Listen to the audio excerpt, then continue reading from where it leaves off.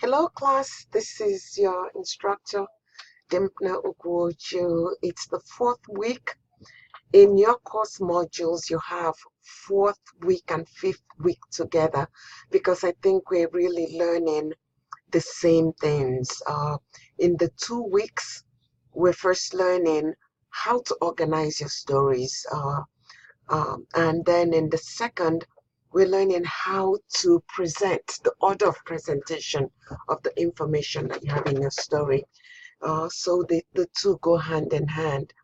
I uploaded 3 additional lectures, and these are all intended to help you understand these topics better. Meanwhile, I want to urge you to keep up with the work. Sometimes it might seem like it's a lot, but these little and brief homework exercises only help you understand all the things that are going on. So let me quickly go through this lecture on the inverted pyramid. And you've seen it before, hopefully. To do an inverted pyramid, just think of a pyramid that you turn over and it's like a V. The mouth of the V represents the widest place, which is where you start. And then the more you go into, the more it narrows and it gets to the point where the two lines meet. That is what an inverted pyramid story really visually represents. The widest part is the beginning, where you get to tell the reader exactly what is going on. You start with that lead. What happened? Where did it happen? When did it happen? Who is involved? Why did it happen? The more you go down into it, the less important the information becomes. And the reason is that an editor could at any point take a scissors and cut off a part of the story, and the reader would still get every important detail that is necessary for the reader to understand what's going on. So in the first 2 paragraphs, first paragraph, not more than 35 words, gives the major news of the story. Second paragraph provides major points. Third paragraph provides more details if necessary. And you sprinkle quotations throughout, and you separate quotations by supplementary news and paragraphs. And you arrange in descending order of importance. That's really, really crucial. And use transitional elements to show connection between paragraphs and between information. Never ever editorialize. Your opinion doesn't belong in a news story anywhere. And an effective way to end an inverted pyramid is to also use a quotation to end it. And we don't do this in news writing, do not wrap up as you would if you were writing composition, where you say, where you will repeat the key points. We don't do that when we're doing news writing. So here are some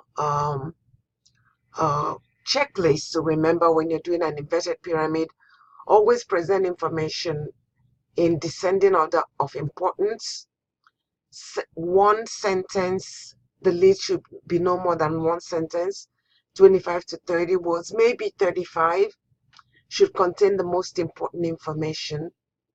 Second paragraph should expand or develop some new idea introduced in the lead. You attribute who said the information that you're presenting. Do not just dump a string of direct quotes. You can paraphrase quotations.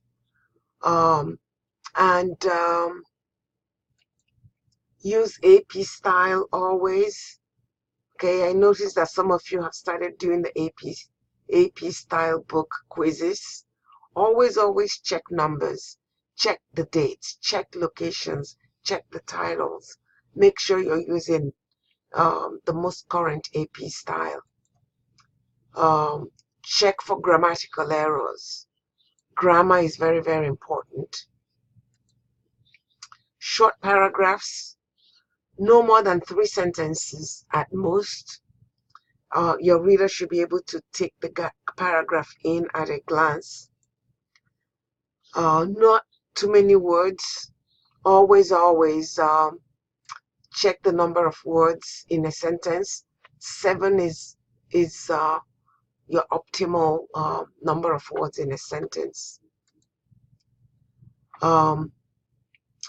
Check for AP style regarding how to use titles before a name. It's always better to use the title after a name, but check to make sure you're doing it correctly. Transitions are very important. Okay, so as we go into chapter 9, I want you to consider these things. How do you dissect a news story when it's written in a news form? Because you want to see things from your reader's perspective. Do you have a good grasp of your summary lead, your backup paragraph, your lead quote, your supporting facts, your supporting quote, and your ending? Okay, and all these things are important. How does the structure help your readers understand the story better? Okay, tell the story as best as you can. And I really want you to know that if there are things that you don't understand, please don't hesitate to contact me by email, and I'll try my best to get back to you as soon as possible. Okay, and also you're working on your first story. It's an advanced story.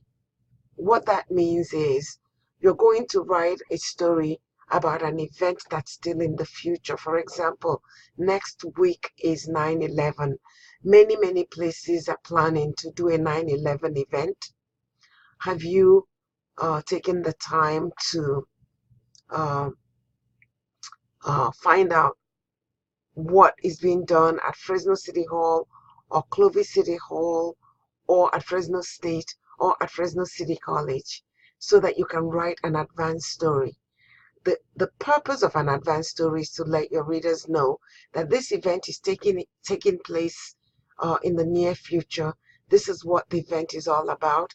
This is how much you need to pay to get in, or that it's free, or that there may be prizes that you win at the end, or that it's a good event for kids, or that it's not a good event for kids, or that it's exciting, or it's a somber event, etc.